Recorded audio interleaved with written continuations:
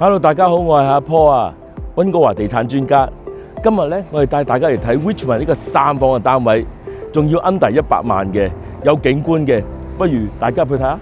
我哋入到嚟呢間屋嘅時候咧，就側邊就係個衣櫃啦，跟住呢度就係洗衣機、乾衣機啦。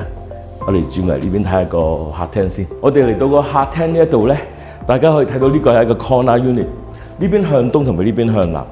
佢最中意咧就係向東呢個方向，因為咧前面就係公園啦，後邊咧就全部都係矮樓咁樣嘅，可以望到好遠，一望無際。呢個簡直係一個無敵景。南邊呢一邊咧，其實我哋都比其他樓層咧睇到好多嘅，因為我哋啱17樓咧超過晒嗰個對面嗰個空中花園嗰度咧，可以比其他樓層同埋單位咧望得更加遠嘅。我哋而家睇下廚房先啦。我哋嚟到廚房咧，佢哋用一個比較淺色嘅 colour scheme 嘅，咁佢用白色嘅 countertop 啦，同埋淺色嘅木紋。佢所有嘅雪櫃啦、洗碗碟機啦，都係 colour match 埋嘅，所以比較優雅啲。佢哋用嘅電器咧都係比較好嘅品牌嚟嘅。呢個3房單位咧，其實3間房間咧都係向南嘅，所以係冬暖夏涼。而且每個房間嘅空間咧都好足夠大咧，擺床啊、書台啊同埋衣櫃咁樣。咁我哋而家入嚟睇一個主人房。呢個主人房咧，其實個空間都好夠大嘅，你可以擺個 queen size bed 啦，同埋2個床頭櫃，或者有張 king size bed 都冇問題嘅。咁過嚟睇下個 closet 同埋個浴室先。